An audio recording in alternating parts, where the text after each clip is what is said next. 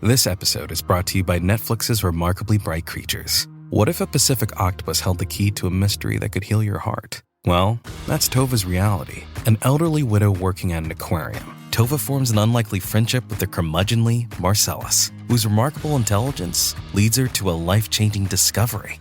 Watch Remarkably Bright Creatures with your remarkable moms this Mother's Day weekend, only on Netflix May 8th. ¿Alguna vez te has preguntado por qué algunos versículos bíblicos rara vez aparecen en las predicaciones?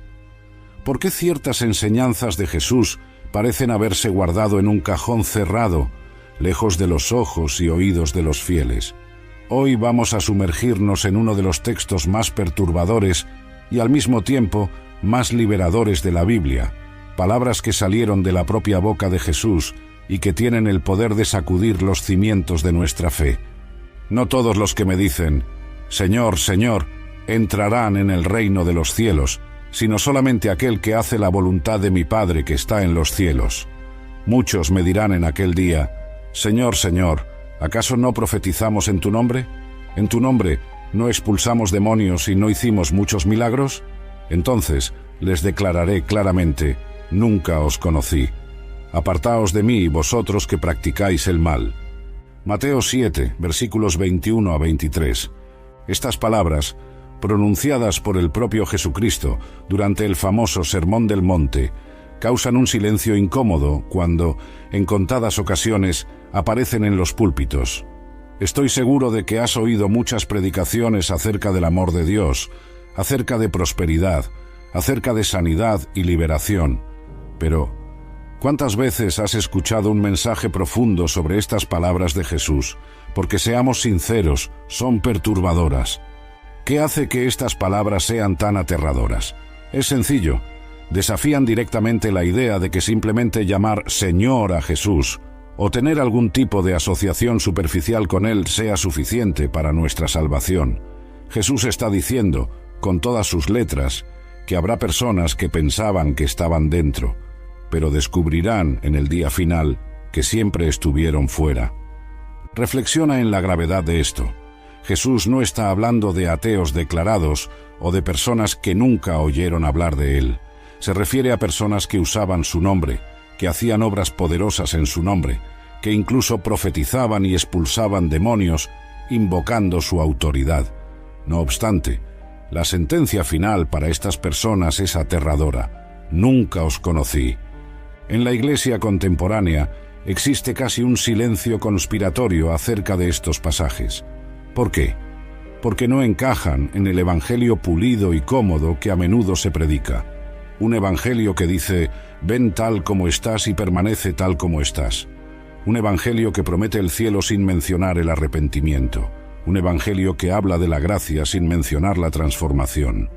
La historia de la interpretación de este versículo es fascinante y reveladora. En los primeros siglos de la Iglesia, cuando el cristianismo todavía era una fe perseguida, estos versículos se tomaban muy en serio. Los primeros cristianos entendían que ser seguidor de Jesús implicaba una transformación real de vida, no solo una confesión verbal. Tertuliano, uno de los padres de la Iglesia que vivió en el siglo II después de Cristo, escribió ampliamente sobre cómo el nombre cristiano debía reflejar una vida verdaderamente transformada por el encuentro con Jesús. Para él, y para muchos otros líderes de la Iglesia primitiva, este versículo no era un enigma teológico que debía evitarse, sino una advertencia saludable para mantener una fe genuina. A medida que el cristianismo se convirtió en la religión oficial del Imperio Romano en el siglo IV, las cosas empezaron a cambiar. Con multitudes que se adherían a la fe cristiana por conveniencia social o política, la diferencia entre el cristiano nominal y el discípulo genuino comenzó a profundizarse. En ese contexto, hombres como Agustín de Hipona y Juan Crisóstomo retomaron estas palabras de Jesús como advertencia contra la falsa seguridad de una fe meramente cultural. Durante la Edad Media, cuando el cristianismo se institucionalizó profundamente y en ocasiones se alejó de sus raíces bíblicas, con frecuencia se ignoraban o reinterpretaban estos versículos para defender la autoridad eclesiástica. se hacía más hincapié en los sacramentos y en la obediencia a la Iglesia como institución que en la relación personal con Cristo. Fue solo con la Reforma Protestante, en el siglo XVI, que hombres como Martín Lutero y Juan Calvino redescubrieron el poder y el desafío presente en estas palabras. Para los reformadores, este texto era una espada de dos filos. Cortaba tanto contra el ritualismo vacío de la Iglesia institucionalizada, como contra la nueva tendencia a un cristianismo fácil que podía surgir con la doctrina de la salvación por gracia mediante la fe. Lutero, por ejemplo, insistía en que, aunque no somos salvos por obras, la fe que salva nunca está sola, siempre produce frutos de obediencia. Para él, el versículo no negaba la salvación por la fe, sino que subrayaba que la fe verdadera siempre se manifiesta en obediencia a la voluntad de Dios. Al llegar a los tiempos modernos, encontramos una tendencia inquietante a evitar estos versículos o a diluir su mensaje. En el siglo XXI, con el auge de la teología de la prosperidad y otras versiones de cristianismo centrado en el ser humano, estas palabras de Jesús se relegan con frecuencia a notas al pie o se ignoran por completo. Es interesante observar cómo muchos libros cristianos de autoayuda, programas de televisión evangélicos e incluso currículos de escuelas dominicales logran saltarse este pasaje cuando llegan al Sermón del Monte. Parece existir un acuerdo silencioso para no incomodar a los oyentes con estas palabras desafiantes de Jesús. ¿Por qué sucede esto? La respuesta es incómodamente sencilla. Estas palabras cuestionan la idea de que podemos tener a Jesús como Salvador sin tenerlo como Señor. Ponen en entredicho la idea de que podemos agregar a Jesús a nuestra vida sin permitir que Él la transforme por completo. Atacan directamente la falsa seguridad de una religiosidad sin relación. Observa el caso de Simón el Mago en Hechos 8. Él creyó, fue bautizado y seguía a Felipe, maravillado con las señales y milagros. Sin embargo, cuando trató de comprar el poder del Espíritu Santo, Pedro le dijo: «Veo que estás lleno de amargura y preso por el pecado». Hechos 8, versículo 23. Aquí tenemos un ejemplo claro de alguien que estaba asociado externamente con los cristianos, pero cuyo corazón no había sido verdaderamente transformado. O considera el caso del rey Saúl en el Antiguo Testamento.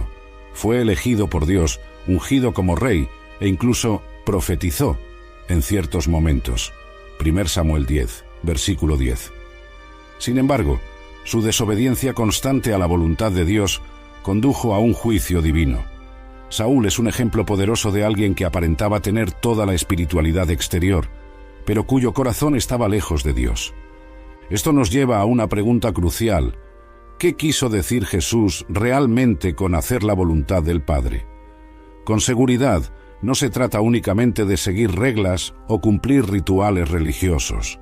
Los fariseos hacían eso perfectamente, y Jesús los criticó con dureza. La voluntad del Padre debe ser algo más profundo, más transformador. Juan 6, versículo 40, nos da una pista. Porque la voluntad de mi Padre es que todo aquel que mira al Hijo y cree en Él tenga vida eterna. La voluntad primordial de Dios es que creamos verdaderamente en Jesús, no solo de forma intelectual, sino con una fe que transforme nuestra identidad y nuestro comportamiento. Es importante también comprender qué quiso decir Jesús con «nunca os conocí». En el lenguaje bíblico, especialmente en el contexto hebreo, conocer no se refiere solo a un conocimiento intelectual, sino a una intimidad relacional. Cuando Adán conoció a Eva, tuvieron un hijo. Cuando la Biblia dice que Dios conoce a los suyos, habla de una intimidad profunda. Por lo tanto, Jesús no está diciendo «nunca supe que existíais» o «nunca oí hablar de vosotros». Está diciendo «nunca tuvimos una relación verdadera». Jamás me permitisteis entrar realmente en vuestras vidas. Usasteis mi nombre, hablasteis de mí, incluso hicisteis cosas en mi nombre, pero nunca me dejasteis transformaros desde dentro. Este versículo nos confronta con una verdad incómoda. Es posible ser religioso sin ser regenerado. Es posible conocer el lenguaje cristiano sin conocer a Cristo.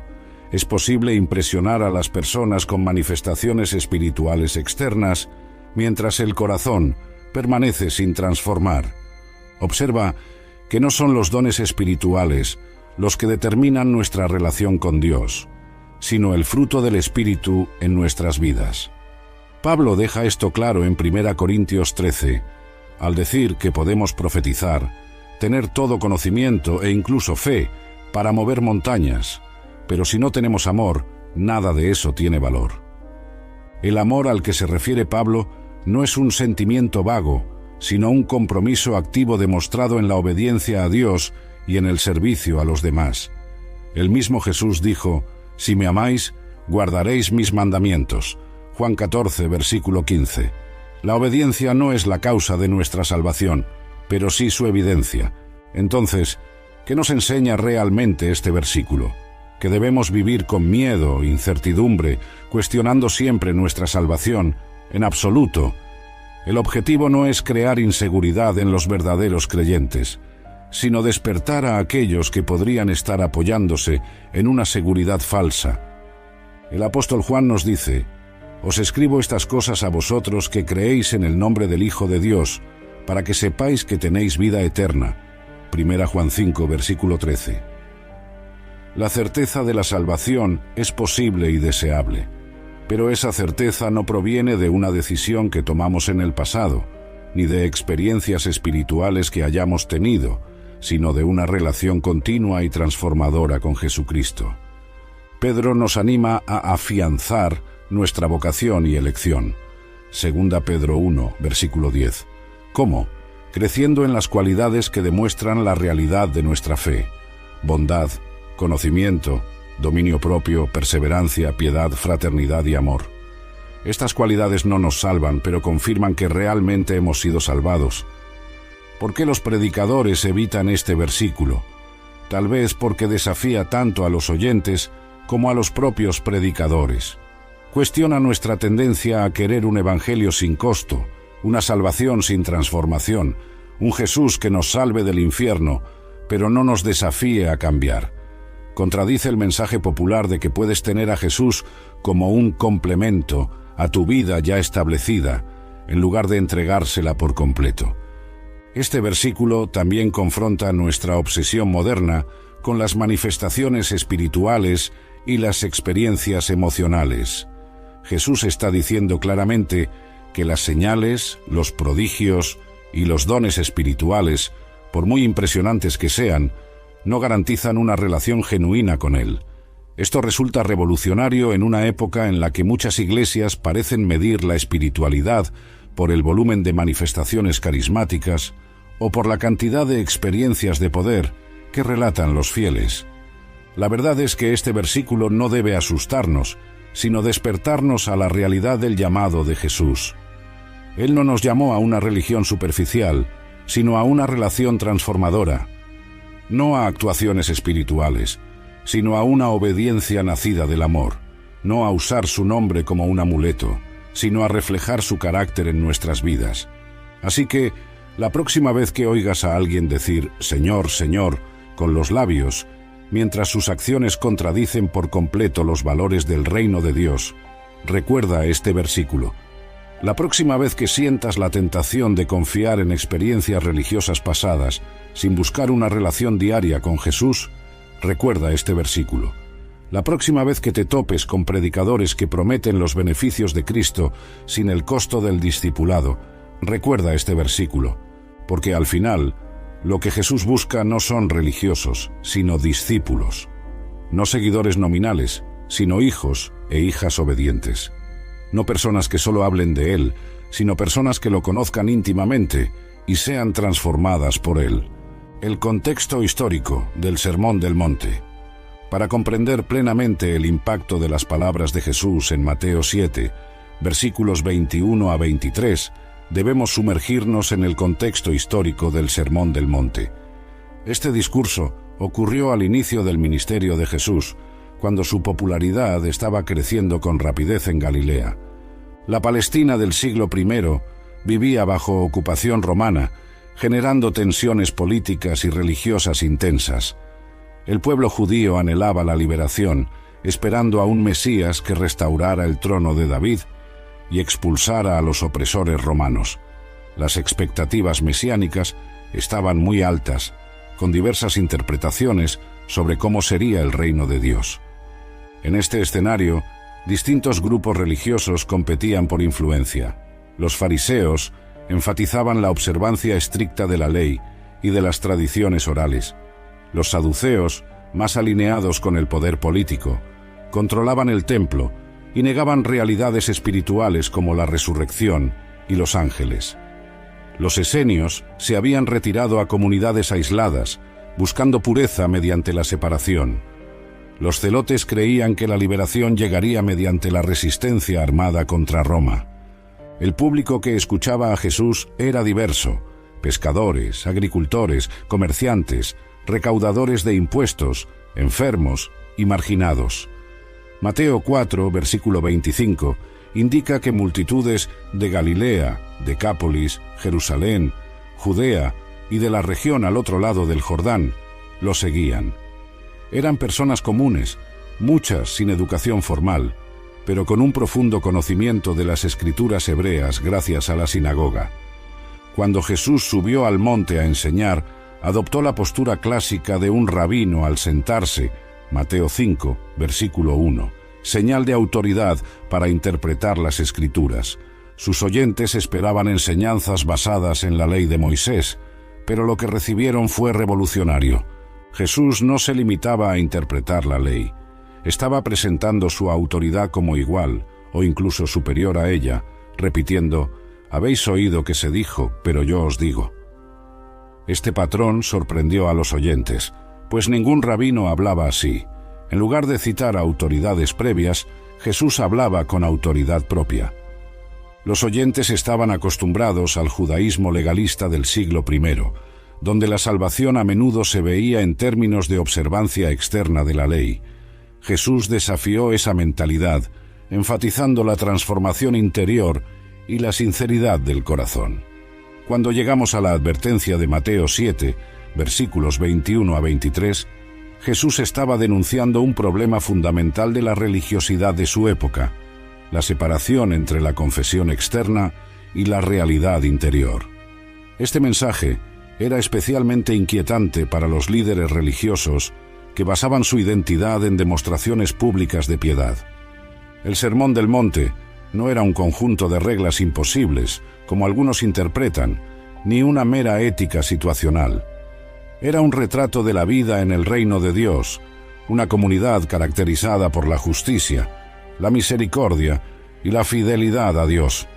Este sermón transformó de manera decisiva la comprensión de cómo relacionarse con Dios. En lugar de obedecer externamente un código moral para obtener la aprobación divina, Jesús llamaba a una relación transformadora con el Padre, donde la obediencia fluye del amor. La diferencia entre conocer y obedecer. En las Escrituras existe una distinción crucial entre el conocimiento intelectual de Dios y la obediencia práctica a sus mandamientos. El conocimiento bíblico es vital, pero por sí solo no transforma vidas. En Santiago 2, versículo 19, leemos que hasta los demonios creen, tienen un conocimiento teológico correcto sin someterse a Dios. El verbo hebreo yada, conocer, a menudo implica una experiencia relacional, no solo información. Cuando Oseas 6, versículo 6 declara: «Quiero misericordia y no sacrificios, conocimiento de Dios y no holocaustos», contrapone rituales vacíos con relación íntima.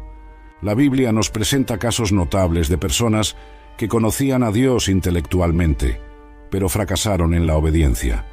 El rey Saúl recibió instrucciones claras de Samuel para esperar y no ofrecer sacrificios, pero desobedeció presionado por las circunstancias. 1 Samuel 13. Balaam, un profeta que conocía la voluntad de Dios, aún buscó maneras de torcerla por codicia. Números 22 a 24. Incluso Salomón, considerado el hombre más sabio de la historia, con un conocimiento incomparable de Dios, acabó siendo desviado de su camino por la influencia de sus numerosas esposas extranjeras. 1 Reyes 11, versículos 1 a 8. Por otro lado, la obediencia transformadora brota de una relación genuina con Dios. Abraham lo demostró cuando estuvo dispuesto a sacrificar a Isaac, Génesis 22. David, a pesar de graves fallas morales, mantuvo un corazón sensible a la corrección divina al responder con arrepentimiento genuino a la confrontación del profeta Natán, 2 Samuel 12. Jesús subrayó esta distinción en Juan 14, versículo 15. Si me amáis, guardaréis mis mandamientos. La obediencia no es el precio de la salvación, sino su evidencia natural. Pablo desarrolló este concepto en Romanos 6, explicando que somos liberados del pecado no para vivir como queremos, sino para ser esclavos de la justicia. En la vida cristiana contemporánea, esta distinción se presenta de muchas formas. Un ejemplo común es el cristiano que asiste a estudios bíblicos y acumula conocimiento teológico, pero no exhibe transformación de carácter ni compasión por los necesitados. El apóstol Juan abordó directamente el tema en su primera carta. El que dice, yo lo conozco, pero no obedece sus mandamientos, es mentiroso, y la verdad no está en él. Primera Juan 2, versículo 4. Esta declaración contundente resuena con la advertencia de Jesús en Mateo 7, versículos 21 a 23. Para aplicar este principio hoy, necesitamos buscar el conocimiento bíblico no como un fin en sí mismo, sino como un medio para conocer mejor a Dios. Revisar periódicamente si nuestro conocimiento está produciendo obediencia. Cultivar la humildad de reconocer que el conocimiento teórico no equivale a un conocimiento relacional.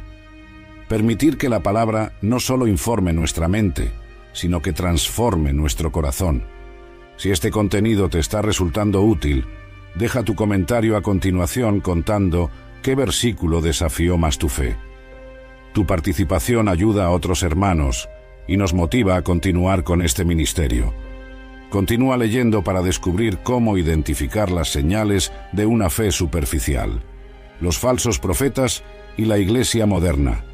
Jesús advirtió sobre falsos profetas justo antes de pronunciar las palabras de Mateo 7, versículos 21 a 23.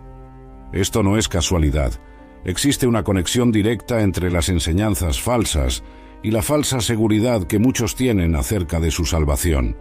La Biblia ofrece características claras para identificar a los falsos profetas.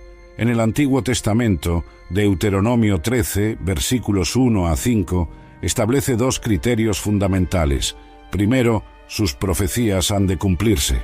Segundo, y más relevante, su enseñanza debe alinearse con la revelación previa de Dios, conduciendo a la obediencia al Señor.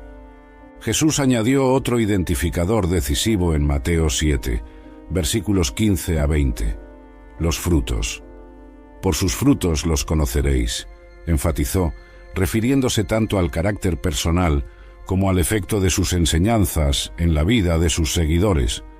En el contexto de la Iglesia primitiva, Pedro advirtió que falsos maestros introducirían herejías destructoras y que, por avaricia, harían mercadería de vosotros con palabras fingidas. Segunda Pedro 2, versículos 1 a 3. Pablo alertó a los efesios de que tras su partida entrarían lobos feroces, que no perdonarían al rebaño. Hechos 20, versículos 29 a 30. En la Iglesia contemporánea podemos identificar pautas preocupantes que reflejan estos patrones antiguos. Primero, predicadores que subrayan la prosperidad material como señal principal del favor divino, contradiciendo la enseñanza de Jesús sobre las bienaventuranzas, Mateo 5, versículos 3 a 12.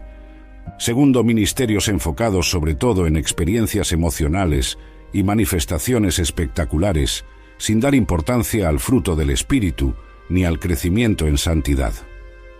Tercera, enseñanzas que minimizan el pecado y la necesidad de arrepentimiento, promoviendo una gracia barata que no transforma vidas. 4. Líderes que generan dependencia emocional en sus seguidores en lugar de capacitarlos para una madurez espiritual y discernimiento propio. Un riesgo particular de la era moderna es usar la popularidad como medida de legitimidad espiritual. Sin embargo, Jesús advirtió: ancha es la puerta y espacioso el camino que conduce a la perdición, y muchos son los que entran por él. Mateo 7, versículo 13. La verdad bíblica no siempre atrae multitudes. El profeta Jeremías enfrentó este desafío, mientras los falsos profetas proclamaban paz, paz, cuando no había paz. Jeremías 6, versículo 14. Él anunciaba mensajes impopulares de arrepentimiento. Fue perseguido por ello, pero estaba en lo cierto.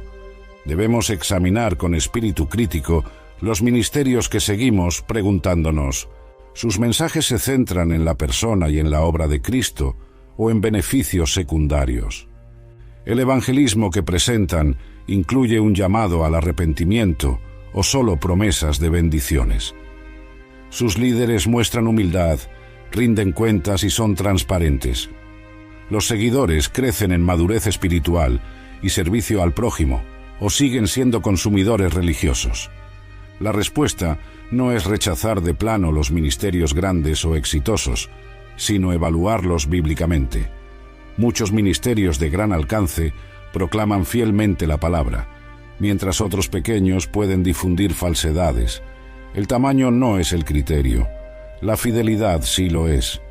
Los falsos profetas más peligrosos no son quienes niegan abiertamente a Cristo, sino aquellos que, de manera sutil, tergiversan su evangelio para crear una versión más agradable que no exige transformación verdadera. Practicantes. Pisces, oidores de la palabra. La carta de Santiago aborda directamente la diferencia entre oír y poner en práctica la palabra. Sed hacedores de la palabra, y no tan solamente oidores, engañándoos a vosotros mismos. Santiago 1, versículo 22.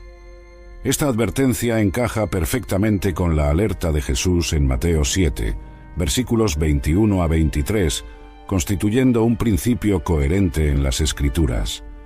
Santiago emplea una metáfora contundente al comparar a quien solo oye la palabra con alguien que mira su rostro en un espejo y enseguida olvida cómo era. El conocimiento sin aplicación es efímero e inútil. En cambio, quien profundiza en la ley perfecta que da libertad y persevera en practicarla, será bienaventurado en lo que hace. Santiago 1, versículo 25. Jesús ilustró este principio con la parábola de los dos constructores al final del Sermón del Monte. Comparó al que practica sus palabras con un hombre prudente que edificó su casa sobre la roca. Cuando vinieron lluvias, crecieron las corrientes y soplaron vientos. La casa permaneció firme. El que oye y no las practica se asemeja al insensato que construyó sobre la arena y cuya casa se derrumbó por completo en la tempestad. Mateo 7, versículos 24 a 27. Esta parábola muestra que practicar la palabra no es opcional, sino esencial para la supervivencia espiritual. Las tormentas simbolizan tanto las pruebas de la vida como el juicio final. En ambos casos, solo sobrevive la fe demostrada en obediencia. El rey Josías encarna a un verdadero hacedor de la palabra. Cuando el libro de la ley fue hallado durante las reformas en el templo, no se limitó a escuchar su lectura, sino que se rasgó las vestiduras en arrepentimiento e impulsó reformas radicales en toda la nación. Segundo Reyes 22 y 23. Su obediencia a la palabra recién descubierta fue inmediata y transformadora. En cambio, Herodes Antipas representa al oyente que no la practica. Marcos 6, versículos 17 a 28, relata que le gustaba oír a Juan el Bautista y hasta lo protegía, reconociéndolo como varón justo y santo. Sin embargo, Herodes siguió viviendo en adulterio y terminó decapitando a Juan para cumplir un voto irresponsable. Su interés por el mensaje no transformó nunca su conducta. El apóstol Pablo abordó esta cuestión en Romanos 2, versículo 13, porque no son los oidores de la ley los justos ante Dios, sino los hacedores de la ley serán justificados. Aquí Pablo confrontaba a los judíos que confiaban en su conocimiento privilegiado de la ley, pero no la obedecían. Esta advertencia se aplica igualmente a los cristianos que confían en su conocimiento teológico sin ponerlo en práctica. Jesús puso énfasis en este mismo principio muchas veces. En Lucas 6, versículo 46, preguntó: ¿Por qué me llamáis Señor, Señor, y no hacéis lo que digo? En Juan 13, versículo 17, después de lavar los pies de los discípulos, declaró: «Si sabéis estas cosas, bienaventurados sois si las hacéis». El conocimiento implica responsabilidad. La bendición llega por la obediencia. Ser hacedor de la palabra implica acciones concretas. Santiago 1, versículo 27, especifica que la religión pura e intachable incluye atender a huérfanos y viudas y guardarse sin mancha del mundo. En Mateo 25, versículos 31 a 46, Jesús menciona actos de compasión hacia los más pequeños, como prueba de una relación genuina con Él. En la vida cristiana actual, muchos acumulan conocimiento bíblico a través de sermones, estudios, podcasts y libros, pero continúan inalterados en carácter y conducta. Sin embargo, el cristianismo auténtico siempre produce transformación visible, no para ganar salvación, sino como expresión natural de ella. El engaño de la religiosidad superficial. La religiosidad superficial tal vez sea el mayor peligro espiritual que enfrentamos. Jesús reservó sus palabras más duras para los fariseos, no porque fueran pecadores evidentes, sino porque cultivaban una apariencia externa de justicia, mientras sus corazones seguían sin transformar. En Mateo 23, versículos 25 a 28, Jesús los comparó con vasos limpios por fuera, pero sucios por dentro, y con sepulcros blanqueados, hermosos por fuera, pero llenos de huesos e inmundicia por dentro.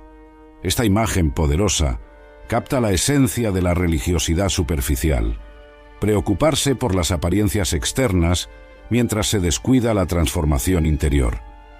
El profeta Isaías enfrentó un problema similar varios siglos antes. Este pueblo se acerca a mí con la boca y me honra con los labios, pero su corazón está lejos de mí. Isaías 29, versículo 13.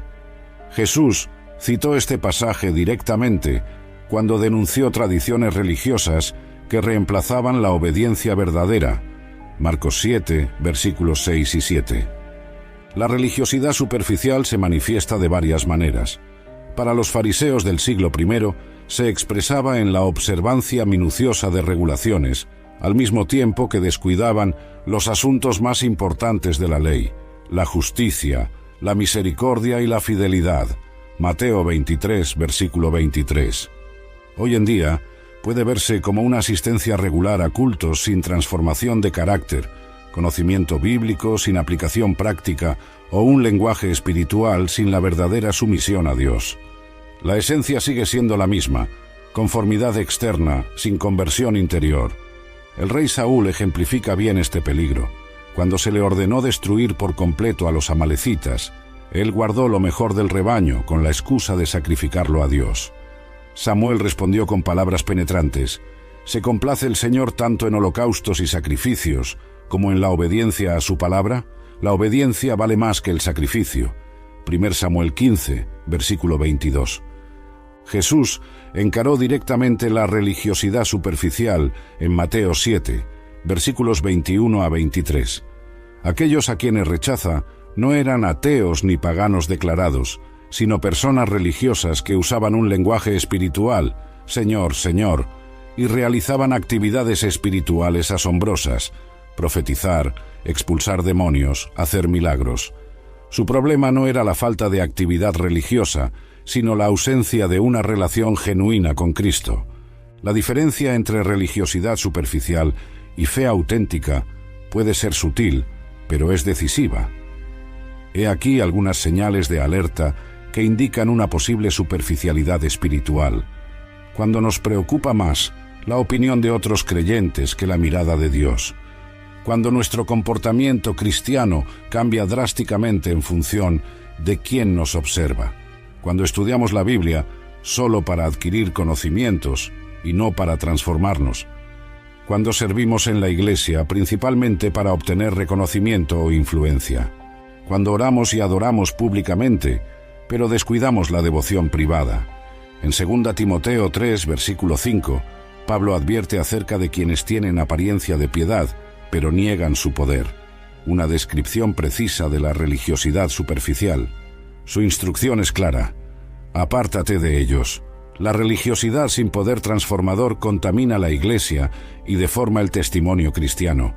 El remedio para la religiosidad superficial es un arrepentimiento genuino, no solo tristeza por las consecuencias del pecado, sino un cambio fundamental de mentalidad. Cuando David fue confrontado con su pecado por Natán, no ofreció excusas ni justificaciones. Su respuesta en el Salmo 51 denota un arrepentimiento sincero. Crea en mí, oh Dios, un corazón puro y renueva un espíritu firme dentro de mí. Salmo 51, versículo 10. La voluntad del Padre como centro de la vida cristiana. En Mateo 7, versículo 21, Jesús enuncia un principio esencial. No todo el que me dice, Señor, Señor, entrará en el reino de los cielos, sino aquel que hace la voluntad de mi Padre que está en los cielos. Esta declaración sitúa la voluntad del Padre como la base de la vida cristiana auténtica. Pero, ¿qué significa exactamente hacer la voluntad del Padre? En las Escrituras, la voluntad de Dios se presenta en distintas dimensiones. Existe su voluntad soberana, su plan eterno que inevitablemente se cumplirá, tal como describe Isaías 46, versículo 10. Mi propósito se cumplirá, y haré todo lo que me place. Esta voluntad soberana se llevará a cabo independientemente de la cooperación humana. También está su voluntad moral, sus mandamientos y principios revelados que guían nuestra conducta. En 1 Tesalonicenses 4, versículo 3, Pablo lo dice con claridad. La voluntad de Dios es que seáis santos, que os apartéis de la inmoralidad sexual. Esta faceta de la voluntad divina requiere nuestra participación voluntaria. Finalmente, existe su voluntad directiva, su guía específica para las decisiones individuales en nuestro caminar de fe. Romanos 12, versículo 2, se refiere a esto al hablar de comprobar cuál sea la buena, agradable y perfecta voluntad de Dios. Cuando Jesús habla de hacer la voluntad del Padre, en Mateo 7, versículo 21, se refiere principalmente a la voluntad moral de Dios, vivir conforme a su carácter y a sus mandatos. Eso queda claro en el marco general del Sermón del Monte, donde Jesús interpreta y profundiza los mandamientos divinos. En el Evangelio de Juan, Jesús añade más información acerca de la voluntad del Padre. En Juan 6, versículo 40 declara: «Porque la voluntad de mi Padre es que todo aquel que ve al Hijo y cree en Él tenga vida eterna». Aquí, creer genuinamente en Cristo se considera una parte central de la voluntad divina. El propio Jesús modeló la sumisión perfecta a la voluntad del Padre. En el huerto de Getsemaní oró: «Padre mío, si es posible, pase de mí esta copa, pero no sea como yo quiero, sino como tú quieres». Mateo 26, versículo 39. Esta entrega completa ejemplifica el corazón de quien verdaderamente hace la voluntad del Padre. Distinguir la voluntad de Dios en decisiones concretas de la vida requiere diversas disciplinas espirituales. Primero, sumergirse en las Escrituras, pues Dios nunca guiará en contra de su palabra revelada. El Salmo 119, versículo 105 afirma: «Lámpara es a mis pies tu palabra y luz para mi camino». Segundo, la oración constante. Pablo instruye en Filipenses 4, versículos 6 a 7: «Presentad vuestras peticiones a Dios, y promete que la paz de Dios guardará vuestros corazones y vuestros pensamientos». La comunión incesante con Dios a través de la oración vuelve nuestro espíritu más sensible a su dirección. Tercero, el consejo de creyentes maduros. Proverbios 11, versículo 14 enseña: «En la multitud de consejeros hay seguridad». La sabiduría colectiva de la comunidad cristiana nos protege de decisiones precipitadas o erróneas. Cuarto, las circunstancias providenciales. Aunque no debemos basar nuestras decisiones solo en las circunstancias, Dios a menudo las usa para guiarnos en el camino. En Hechos 16, versículos 6 a 10, el Espíritu Santo bloqueó ciertos caminos misioneros de Pablo antes de dirigirlo a Macedonia. Por último, la paz interior que viene del Espíritu Santo. Colosenses 3, versículo 15, instruye: y la paz de Cristo gobierne en vuestros corazones. Cuando estamos alineados con la voluntad de Dios, generalmente experimentamos una confirmación interna. El nexo entre la obediencia y la intimidad con Dios es inseparable. Jesús dijo en Juan 14, versículo 21, «El que tiene mis mandamientos y los guarda, ese es el que me ama, y el que me ama será amado por mi Padre, y yo le amaré y me manifestaré a él». La obediencia no es simplemente el cumplimiento de reglas, sino la expresión de amor que profundiza nuestra relación con Dios. Profetizar, expulsar demonios y hacer milagros. En Mateo 7, versículo 22, Jesús menciona de manera específica 3 actividades espirituales impresionantes que sorprendentemente no garantizan la aceptación en el reino: profetizar, expulsar demonios y obrar milagros. Esta afirmación resulta especialmente desconcertante porque tales manifestaciones suelen considerarse pruebas indiscutibles de la aprobación divina. La comprensión bíblica de los dones espirituales es clave para interpretar correctamente este pasaje. El Nuevo Testamento enseña con claridad que los dones espirituales son concedidos por el Espíritu Santo para la edificación del cuerpo de Cristo. Pablo explica en 1 Corintios 12, versículos 4 a 7, «Hay diversidad de dones, pero el Espíritu es el mismo. A cada uno le es dada la manifestación del Espíritu para provecho». Los dones que Jesús menciona en Mateo 7, versículo 22, son legítimos y valiosos. Profetizar, en el sentido bíblico, implica comunicar la verdad divina con poder y aplicación. Pablo animó a los cristianos a anhelar los dones espirituales, pero sobre todo que profeticéis. 1 Corintios 14, versículo 1. Expulsar demonios formó parte esencial del ministerio de Jesús y fue una autoridad que él confirió a los discípulos. Marcos 3, versículo 15. Realizar milagros demuestra el poder divino y avala el mensaje del Evangelio, tal como se ve en el ministerio apostólico en Hechos. Sin embargo, Jesús señala algo profundamente revelador: la presencia de estos dones no garantiza una relación genuina con Él. En 1 Corintios 13, versículos 1 a 3, Pablo refuerza el punto.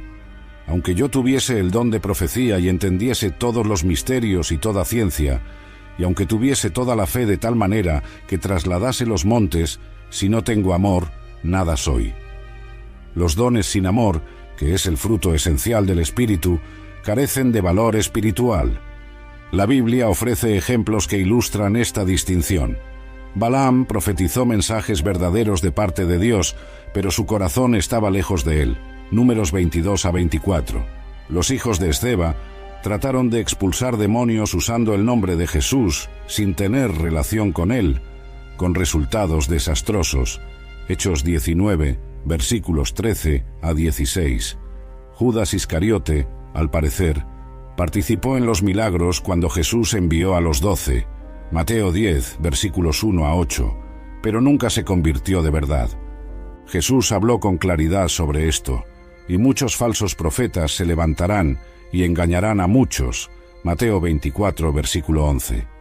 Pablo anunció que llegaría el tiempo en que el hombre de pecado haría toda clase de milagros, señales y prodigios mentirosos, Segunda Tesalonicenses 2, versículos 9 a 10. La mera presencia de manifestaciones sobrenaturales no valida por sí sola la autenticidad espiritual. ¿Por qué resulta tan peligroso basar nuestra seguridad espiritual en las manifestaciones carismáticas? Porque los dones espirituales operan en la esfera del poder, mientras que la relación genuina con Cristo se mueve sobre todo en la esfera del carácter. Jesús insistió: «Por sus frutos los conoceréis». Mateo 7, versículo 16, aludiendo al carácter transformado y no a la demostración de poder. Los frutos del Espíritu, descritos en Gálatas 5, versículos 22 a 23, amor, gozo, paz, paciencia, benignidad, bondad, fe, mansedumbre y dominio propio, constituyen indicadores mucho más confiables de la madurez espiritual que las manifestaciones de poder. Estos frutos reflejan el carácter de Cristo formándose en nosotros, que es la meta fundamental de la vida cristiana. No se trata de rechazar o infravalorar los dones espirituales. Pablo instruye: no apaguéis al espíritu, no menospreciéis las profecías. Primera Tesalonicenses 5, versículos 19 a 20. Los dones son medios establecidos por Dios para la edificación de la Iglesia y la difusión del Evangelio. Sin embargo, no deben confundirse con la esencia de la relación con Cristo, ni utilizarse como principal métrica de espiritualidad. En muchas iglesias hoy día existe la presión de demostrar ciertos dones como prueba de espiritualidad auténtica, en especial en contextos carismáticos. Este énfasis puede, sin pretenderlo, llevar a las personas a buscar manifestaciones externas en lugar de la transformación interna. El peligro aumenta cuando los ministerios se valoran casi en exclusiva por la cantidad y la intensidad de las experiencias carismáticas, en vez de por la fidelidad a la palabra y la formación de discípulos maduros. Nunca os conocí, la declaración más terrible. Nunca os conocí. Apartaos de mí, vosotros que practicáis la iniquidad. Estas palabras constituyen la declaración más terrible que alguien podría escuchar de los labios de Jesús. Su gravedad no puede exagerarse, pues indican una exclusión definitiva del reino de Dios. El término conocer, en griego ginosko, en este contexto, tiene un sentido profundamente relacional. En la tradición hebrea, conocer con frecuencia implicaba intimidad personal. Cuando Génesis 4, versículo 1, dice: Adán conoció a Eva, su mujer, no se refiere solo a un dato intelectual, sino a una unión íntima. Cuando Dios declara a Jeremías: antes que te formase en el vientre te conocí, Jeremías 1, versículo 5, expresa una relación personal profunda. Jesús no está diciendo simplemente: nunca tuve información sobre vosotros, o nunca registré vuestros nombres. Él está declarando: nunca compartimos intimidad relacional auténtica. Nunca me permitisteis un acceso real a vuestros corazones. Nuestro vínculo era superficial y performativo, no transformador. Esta afirmación revela el rasgo más esencial de la salvación. Es una experiencia principalmente relacional. Jesús lo subrayó en su oración sacerdotal. Esta es la vida eterna, que te conozcan a ti, el único Dios verdadero, y a Jesucristo, a quien has enviado. Juan 17, versículo 3. La vida eterna no es ante todo un destino futuro, sino la cualidad de relación con Dios que comienza ahora y sigue para siempre. El concepto de conocer en el contexto de la salvación se repite en muchas partes de las Escrituras. En Amós 3, versículo 2, Dios le dice a Israel: a vosotras solamente he conocido de todas las familias de la tierra. En 2 Timoteo 2, versículo 19, Pablo declara: conoce el Señor a los que son suyos. El conocimiento divino es activo y relacional, no solo cognitivo. La expresión «practicáis la iniquidad», anomian en griego, literalmente sin ley o ilegalidad, añade una dimensión esencial al pasaje. Jesús indica que, pese a sus actividades religiosas, estas personas vivían en contradicción con la voluntad de Dios. Anomía. Sus vidas contradecían los principios básicos del reino que Jesús había presentado. Este juicio muestra que el legalismo y el antinomianismo son igual de peligrosos. El legalismo busca ganar el favor divino mediante la conformidad externa a reglas, mientras que el antinomianismo presume que la gracia elimina la necesidad de obediencia. Ambos fallan al no entender que la salvación conlleva una relación transformadora que produce naturalmente obediencia nacida del amor. Jesús destacó la esencia relacional de la fe verdadera cuando dijo: yo soy la vid, vosotros sois los pámpanos, el que permanece en mí y yo en él, éste lleva mucho fruto. Juan 15, versículo 5.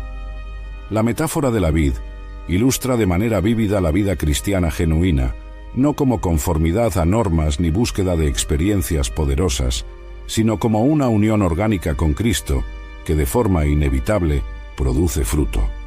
Este entendimiento relacional contrasta netamente con los planteamientos meramente contractuales o transaccionales de la salvación, donde Jesús se concibe sobre todo como un medio para obtener beneficios, perdón, cielo, prosperidad, sin transformación personal.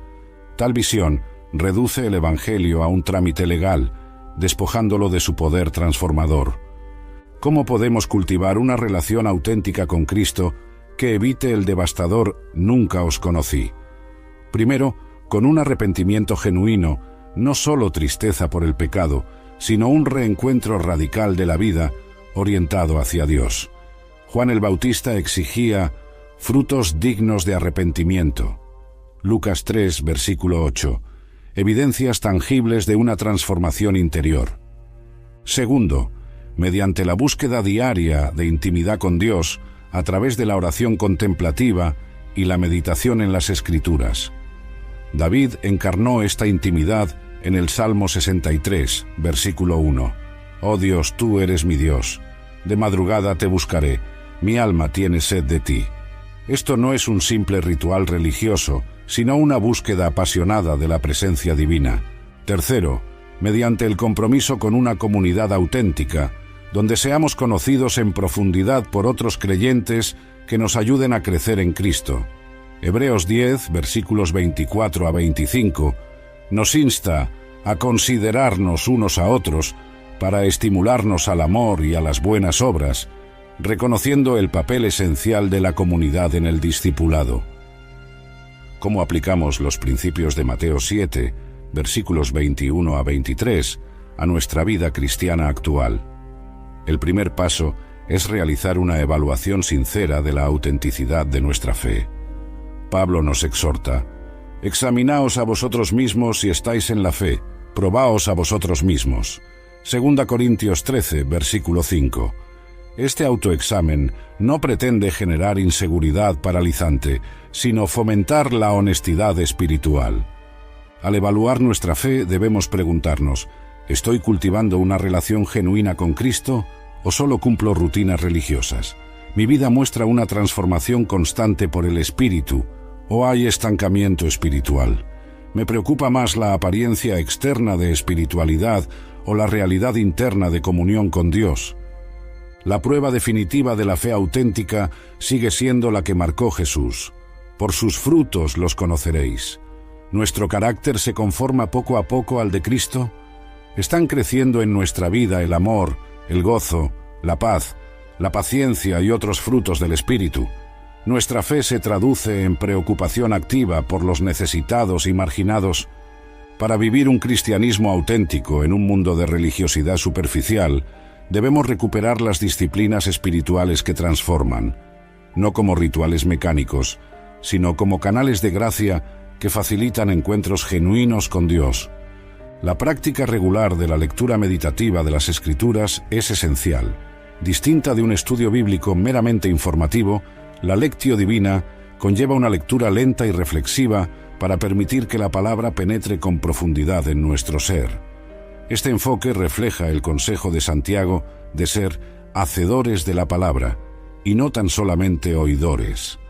La oración debe ir más allá de las listas de peticiones para incluir adoración, confesión, gratitud y comunión silenciosa con Dios. Jesús solía retirarse a lugares solitarios para orar. Lucas 5, versículo 16, demostrando la relevancia central de la comunicación íntima con el Padre. El servicio a los necesitados no es meramente una labor social, sino una expresión esencial de la fe auténtica. Jesús se identificó tan plenamente con los vulnerables que declaró: «En cuanto lo hicisteis a uno de estos mis hermanos más pequeños, a mí lo hicisteis». Mateo 25, versículo 40. El servicio abnegado a los marginados refleja el propio corazón de Cristo. La vida en comunidad auténtica es imprescindible. El Nuevo Testamento no concibe un cristianismo individualista. Somos miembros interdependientes del cuerpo de Cristo. En una comunidad vulnerable y transparente, encontramos protección contra el autoengaño y oportunidades de crecimiento a través de relaciones sinceras. La gracia divina sigue siendo nuestra esperanza fundamental. Por más inquietante que sea la advertencia de Jesús en Mateo 7, versículos 21 a 23, el Evangelio brinda una esperanza gloriosa de transformación genuina. Pablo declara: si alguno está en Cristo, nueva criatura es. 2 Corintios 5, versículo 17.